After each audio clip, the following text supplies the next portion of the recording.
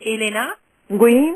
Ok, j'ai une question. J'ai un cancer à l'ovaire et je prends le carboplatine et le taxol. Et j'ai ça me fait un effet. Et j'ai parlé avec l'infirmière Pivot et elle m'a dit que c'est comment ça s'appelle? Neuropathie périphérique probablement. Oui. Et je voulais savoir, est-ce que cet effet secondaire, c'est permanent, c'est transitoire? Est-ce qu'il y a un traitement?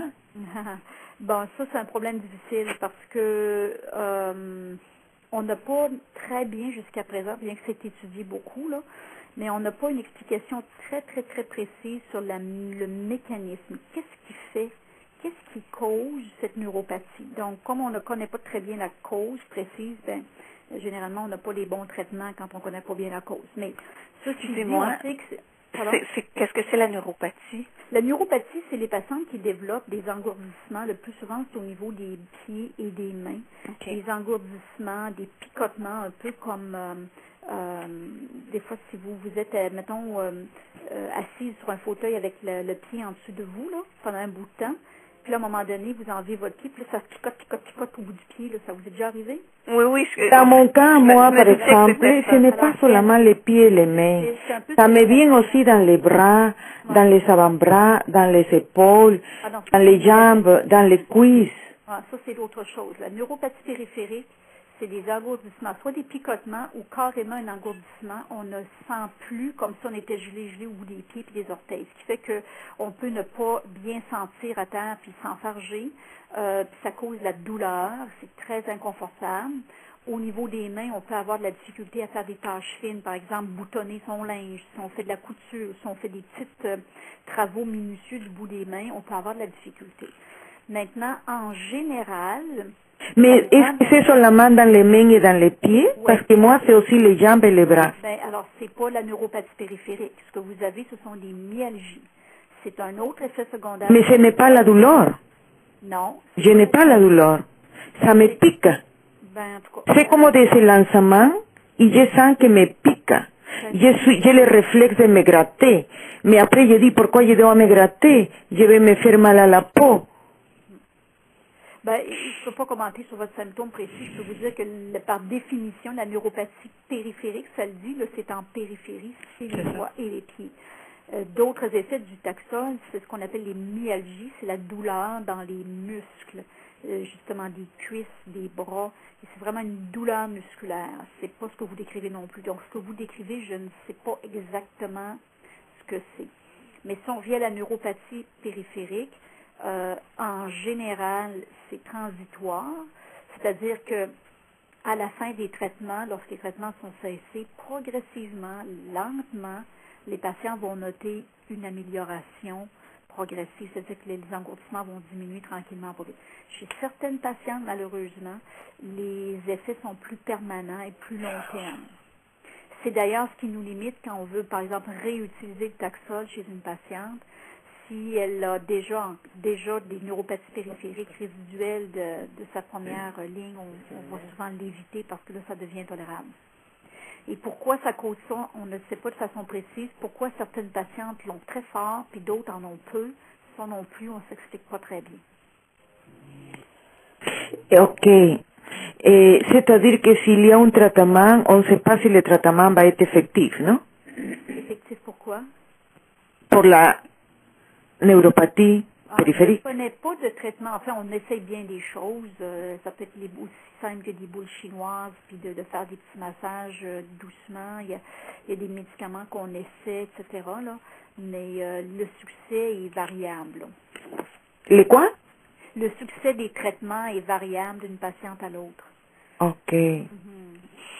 Une autre question, est-ce qu'il y a certaines caractéristiques d'une personne pour que la rend plus susceptible à un récidive?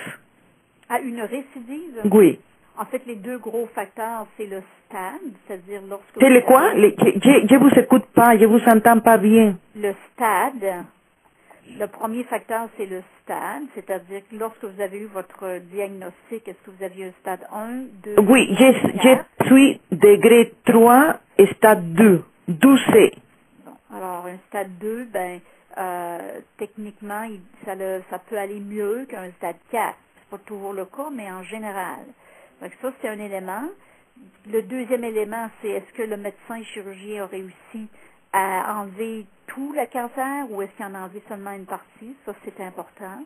Moi, j'ai demandé, et par exemple, le docteur m'a expliqué qu'ils m'ont enlevé les gros fibromas que j'avais dans l'utérus, m'ont enlevé les deux, comment ça s'appelle, les deux ovaires, les deux trompes, le cancer était dans l'ovaire droit et la trompe à droite, ils m'ont enlevé en plus les ganglions, mais que les ganglions étaient corrects.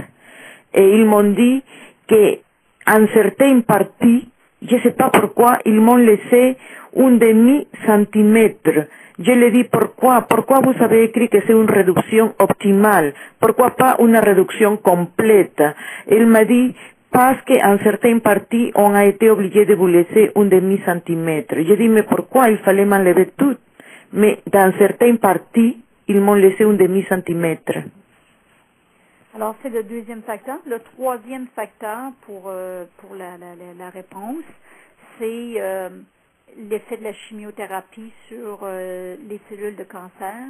Certaines patientes ont des cellules de cancer qui répondent très, très bien, qui sont très sensibles à la chimio, puis d'autres qui sont résistantes. Donc, c'est un peu tout ça qui détermine chez une patiente quelle va être l'évolution de la maladie et par rapport à une autre patiente. Moi, j'ai un cancer à cellules claires.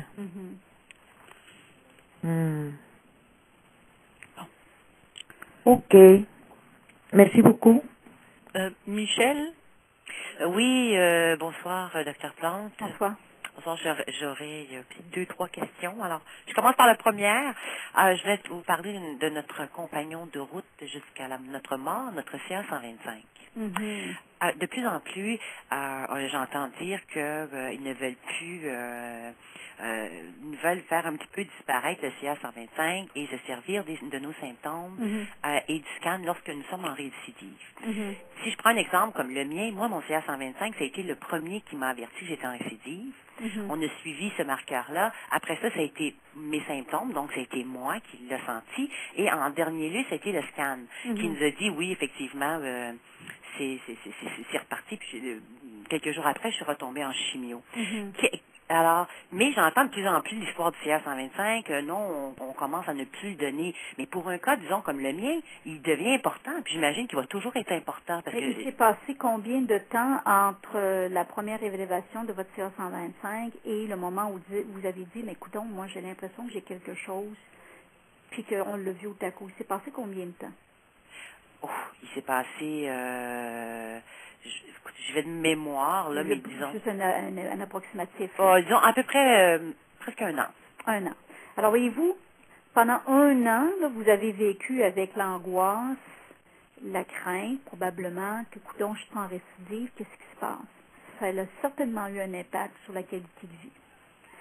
Et on n'a aucune évidence que d'avoir commencé le traitement dès l'élévation des CA-125, il y a un an, par rapport à commencer les traitements lorsque vous avez noté l'apparition des symptômes confirmés par le scan, il n'y a pas d'évidence que d'avoir commencé les traitements plus tôt va nécessairement vous donner un meilleur résultat. Non, mais je n'ai pas dit que les traitements ont été commencés plus tôt du tout. On a attendu le scan, là. Oui, c'est ça. Il y a quand même eu un délai. Autrement dit, ce que j'essaie de dire, c'est que si on n'avait pas fait les marqueurs, si on vous avait juste dit « Bonjour, madame, comment allez-vous? » Dites-vous « Très bien, mon ordi. Parfait. » OK?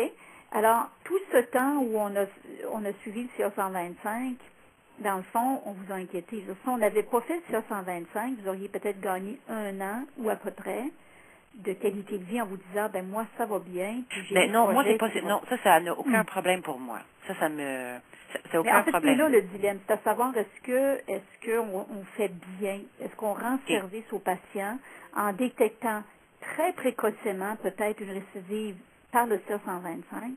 Est-ce qu'on rend service aux patients d'intervenir à ce moment-là par rapport à dire on attend les symptômes, puisque commencer les traitements très tôt, ça ne veut pas nécessairement dire que ça va aller mieux ou qu'on va avoir un meilleur résultat, mais on sait que quand on suit toujours les CA-125, on traite les patientes beaucoup plus, ils ont beaucoup plus de cycles de chimio, beaucoup plus de types de traitements, qu'au bout de la ligne, il n'y a pas d'évidence claire, qu'il y a une différence dans le outcome ou le résultat final pour la patiente.